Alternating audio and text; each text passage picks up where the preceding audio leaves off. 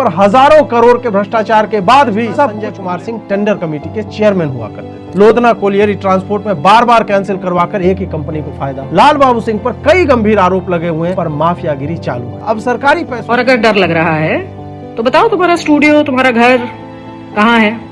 मैं आऊंगी, अकेले आऊंगी, जवाब देना तुम्हारा। हर सवाल का जवाब दूंगी। 2200 करोड़ का 10 लोगों ने टेंडर अप्लाई किया था। उसके लिए तैयार हूं। हर सवाल का जवाब मिलेगा। अगर दम है तो आप सामने मिलिए, या तो फिर आप हमको एड्रेस अपने हर वीडियो में देते रहते हो। अगर वो है तो धनबाद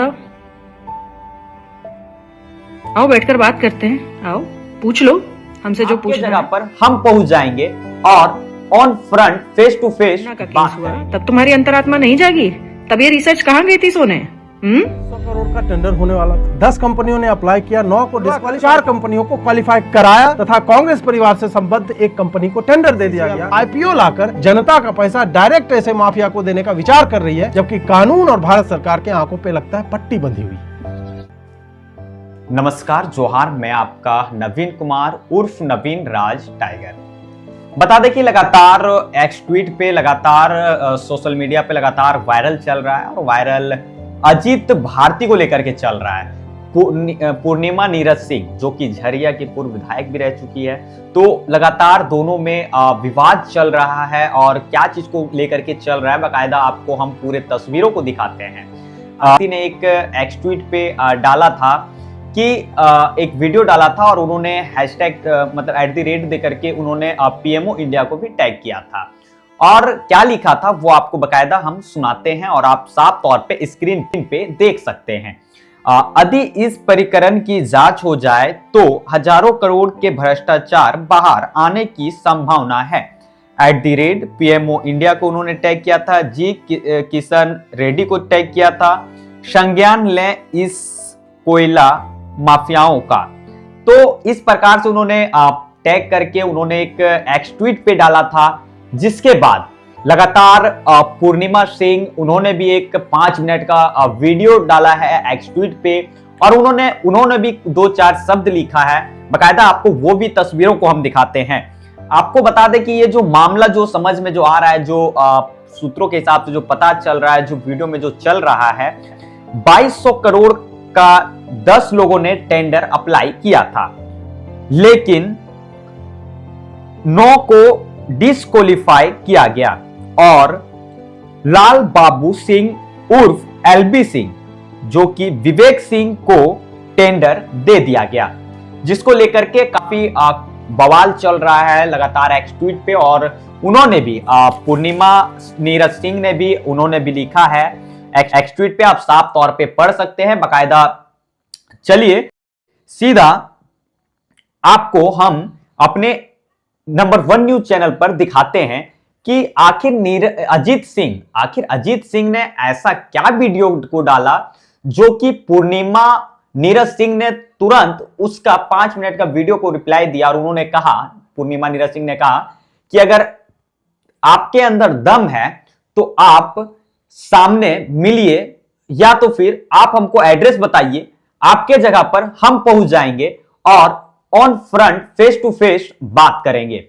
बकायदा दोनों एक्स ट्वीट पे लगातार जारी है, लगातार उसमें कमेंट भी आ रहा है। लगातार कई ऐसे बीजेपी के समर्थक हैं जो लगातार उसमें बोल रहे हैं कि ढुल्लू मातो को लेकर के कोई कमेंट कर रहे हैं, कोई कांग्रेस को लेकर के कमेंट कर रहे हैं, लगातार कोयला माफियाओं को लेकर के लगातार सबका कमेंट जारी है।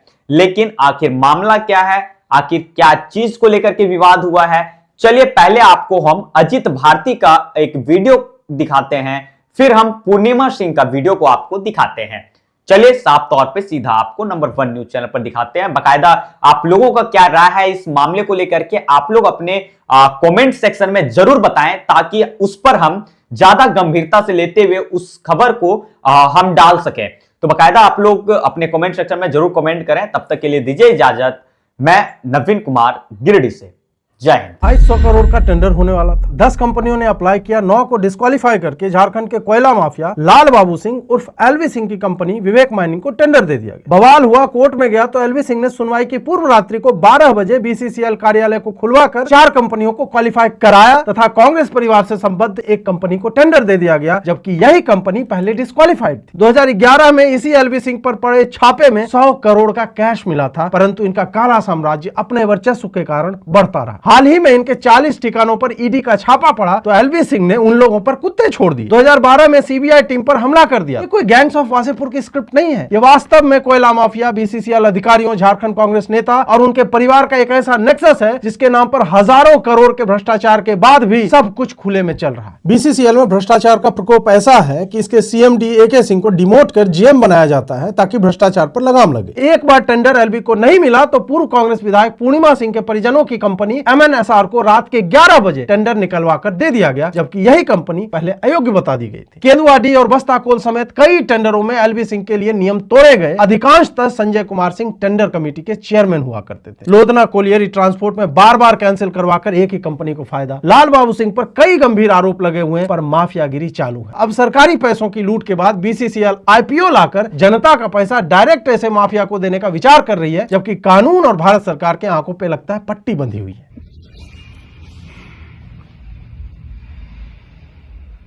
हाँ तो भाई अजीत जी, अजीत भारती जी,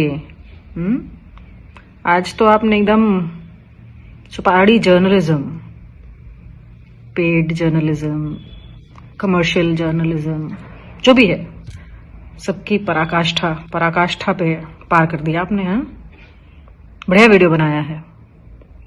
और अगर अभी तक नहीं समझ में आया कि मैं कौन हूं तो थोड़ी देर में आ जाएगा। ये जो वीडियो आपने बनाया है, जो ईडी की रेड के संबंध में है झारखंड में, उसमें मैं ये नहीं समझ पा रही हूं कि जिस विषय में ईडी रेड हुई और जो ईडी का प्रेस रिलीज है, ना तो उसका कहीं जिक्र है, ना उनमें संलिप्त लोगों का जिक्र है, और जिनके यहां रेड हुई उनका किस पार्टी से संबंध है उसका जिक्र भी नहीं है, उनका किस पार्टी के नेता के साथ पार्टनरशिप है इसका भी जिक्र नहीं है।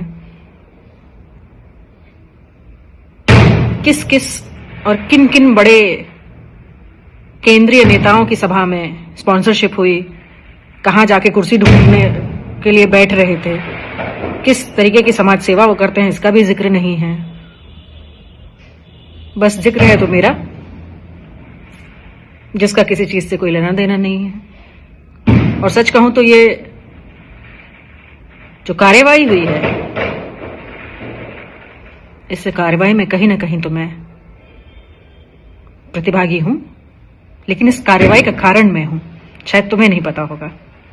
मैं सोचती थी कि अभी तक तुम जो जर्नलिज्म करते हो वो तुम्हारी अपनी आइडियोलॉजी है, जिसको पकड़ा उसको क्रिटिसाइज कर दिया, जिसको पकड़ा उसकी तारीफ कर दी। लेकिन आज एक नया पहलू तुम्हारा समझ में आया मुझे, और वो ये था कि ये जो पेड और कमर्शियल जर्नलिज्म जो तुम नया नया अभी सीखे हो, इसमें तुम फंस गए। तुम्हें तो बरैये के छत्ते में हाथ डालना नहीं चाहिए किसी को भी, लेकिन अब डाल दिया है तो भुगतो। वैसे भी तुम्हें कोर्ट के चक्कर और थाने के चक्कर तो अब लगाने की आदत डालनी ही पड़ेगी।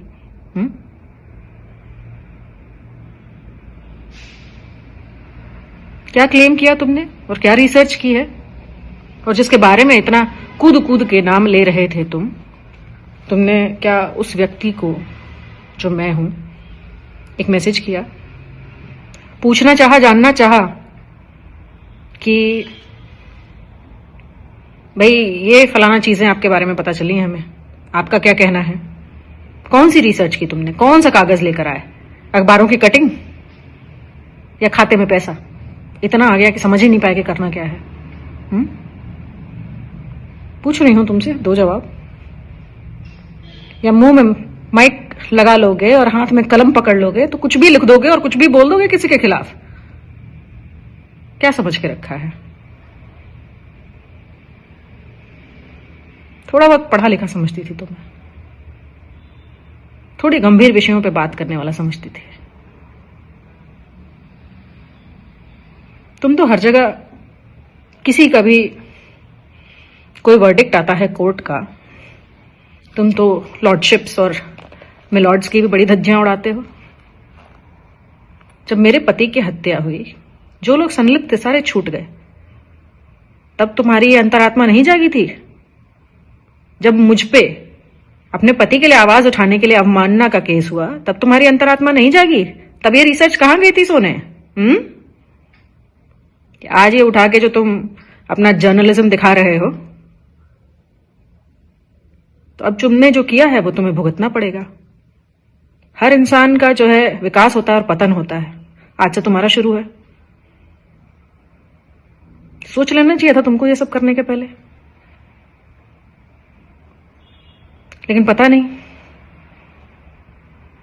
किस स्पॉन्सरशिप, किसके दबाव में तुमने बिना सोचे समझे ये जो कर दिया है, अब इसका भुगतान भी भुगतोगे। वैसे अभी भी अगर तुम्हारी रीढ़ है जिसका तुम हवाला अपने हर वीडियो में देते रहते हो, अगर वो है तो धनबाद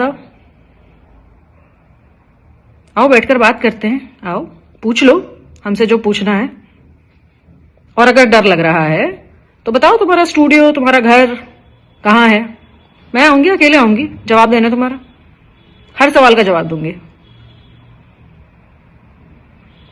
लेकिन आगे जो होगा उसके लिए तैयार रहो। हर सवाल का जवाब मिलेगा तुम्हारे।